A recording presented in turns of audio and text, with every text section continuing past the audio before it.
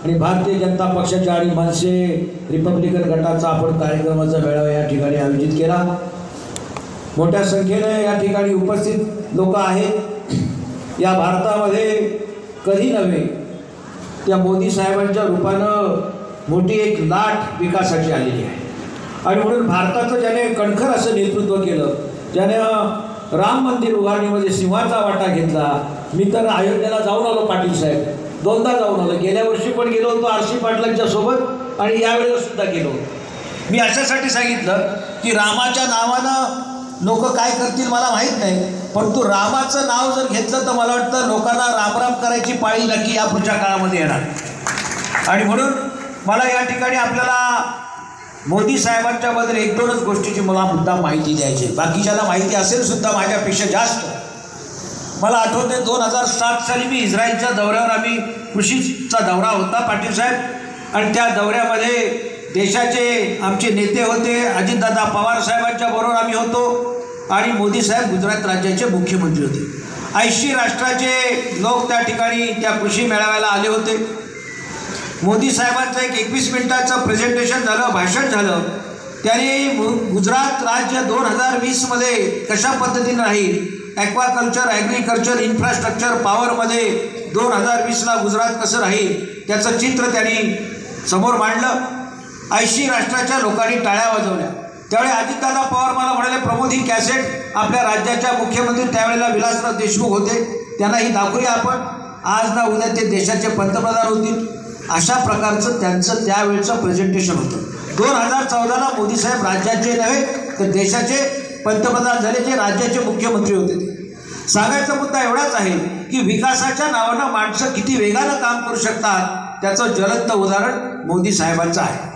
मला या ठिकाणी बोलत असताना 2 गोष्टी अजून सांगायच्या आहेत का विकासाचं मॉडेल ज्यावेळी आम्हाला क्लिक झालं त्यावेळी बऱ्याच लोकांनी त्याचा स्वीकार केला आणि स्वीकार करण्या माझे नेते, देशाचं नेतृत्व करणारे आणि जे राज्याचं नेतृत्व, राज्याचं उपमुख्यमंत्री म्हणून काम करतात ते अजितदादा पवार साहेबसुद्धा त्यांच्यासोबत गेले।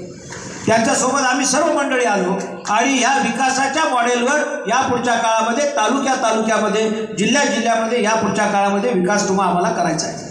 आणि म्हणून मगाशी त्याचा उल्हासभाऊ बांगरांनी केला का 27 वर्ष झाली आपली रेल्वे आली नाही, 27 का होईना पण 10 वर्षामध्ये तर रेल्वे आणण्याचा प्रयत्न तर झाला। आता मगाशी त्यांनी उल्लेख केला का खरं पाहता नेत्यांनी सांगायला पाहिजे की निधी कसा येईल, काय येईल।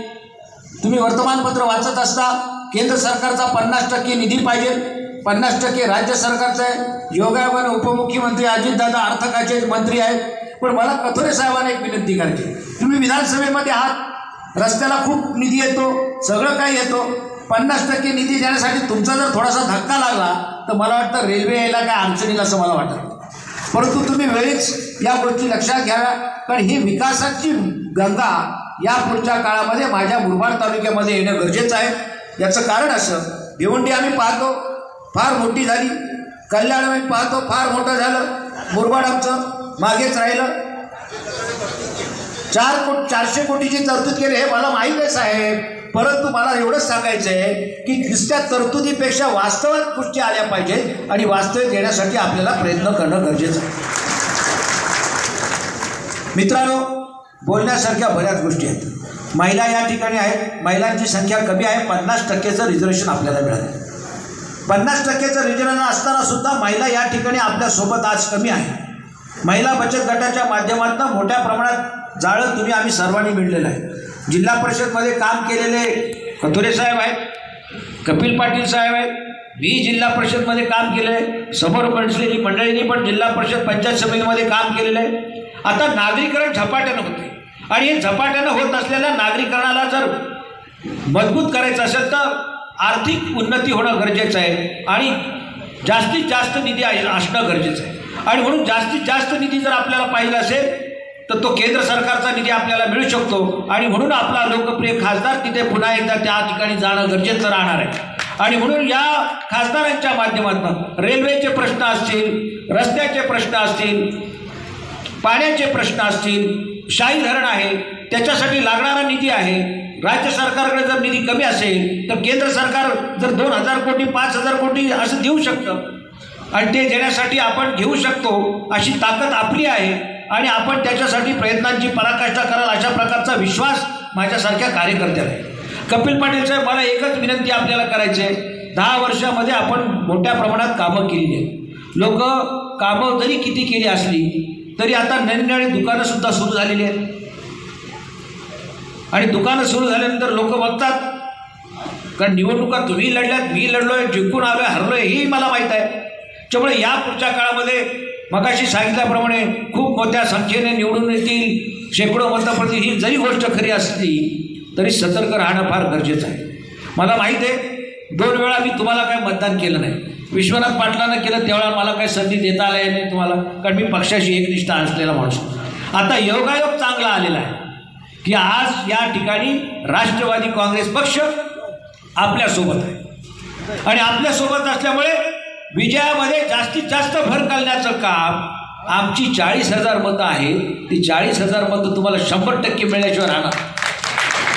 परंतु माझी आपल्याला दुसरी विनंती आहे. विधानसभेला काय होईल मला माहीत नाही, परंतु जिल्हा परिषद असेल, पंचायत समिती असेल, नगरपंचायत असेल, त्या ठिकाणच्या कार्यकर्त्याकडे सुद्धा लक्ष दिलं पाहिजे आणि ती काळाची गरज आहे.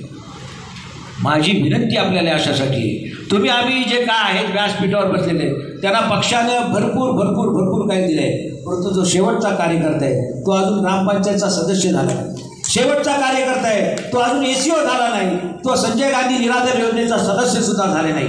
आणि म्हणून मला आपल्याला विनंती करायची आहे, आपण लोकप्रतिनिधी म्हणून आहात, आपण राज्यामध्ये काम करता, देशामध्ये काम करता, आम्हाला लोकप्रतिनिधी होण्याची संधी जरी मिळत नसली तरी छोटे छोटे कार्यकर्ते, त्या कार्यकर्त्यांना जोपासण्याचं काम या पुढच्या काळामध्ये तुम्ही आम्ही सर्वांनी केलं पाहिजे आणि कराल अशा प्रकारचा विश्वास या ठिकाणी बाळगतो. होणाऱ्या 20 मेच्या निवडणुकीला आमचं पूर्ण बहुमतानं मतदान आपल्या पाठीशी राहील. मोठ्या संख्येनं आपण निवडून याल अशा प्रकारचा विश्वास माझ्या कार्यकर्त्याला आहे.